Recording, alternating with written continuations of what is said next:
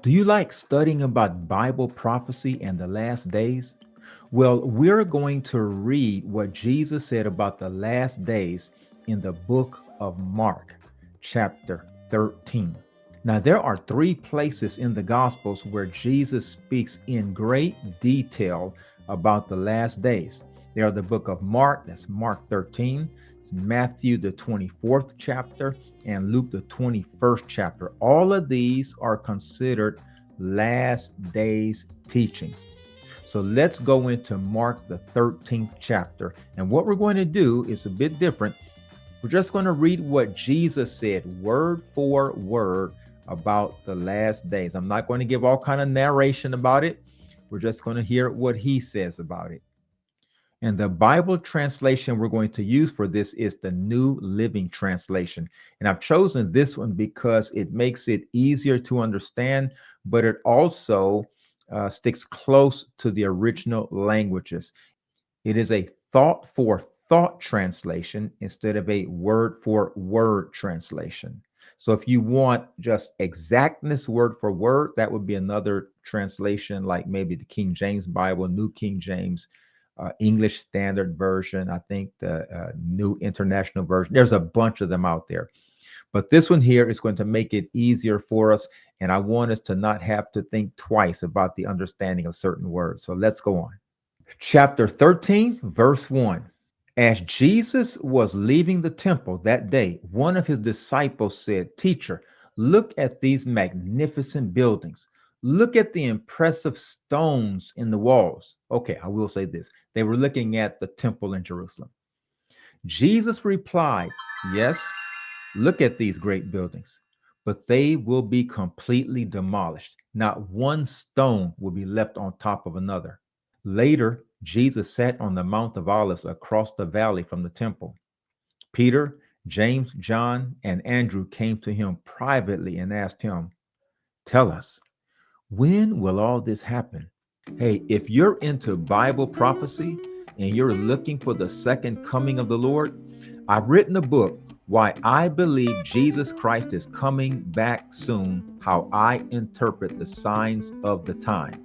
I'm offering it free at ericmhillauthor.com, or the link is in the description.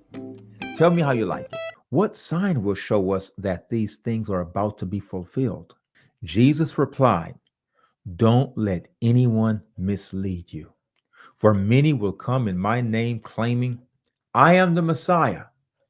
They will deceive many, and you will hear of wars and threats of wars. But don't panic. Yes, these things must take place, but the end won't follow immediately. Nation will go to war against nation, and kingdom against kingdom.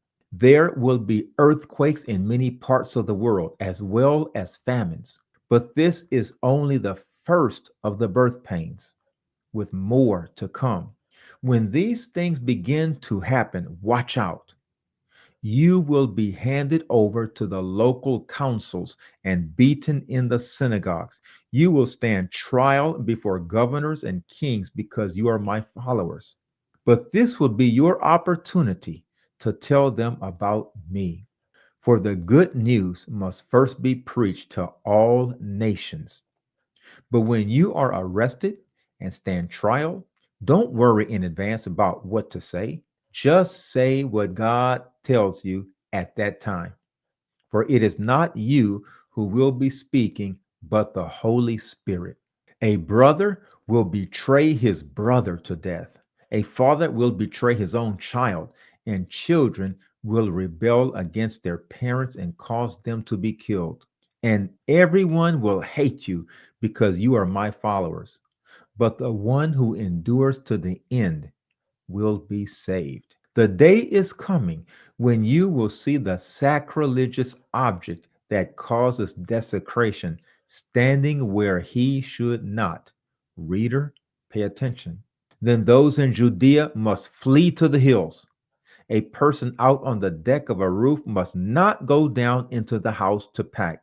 A person out in the field must not return even to get a coat. How terrible it will be for pregnant women and for nursing mothers in those days.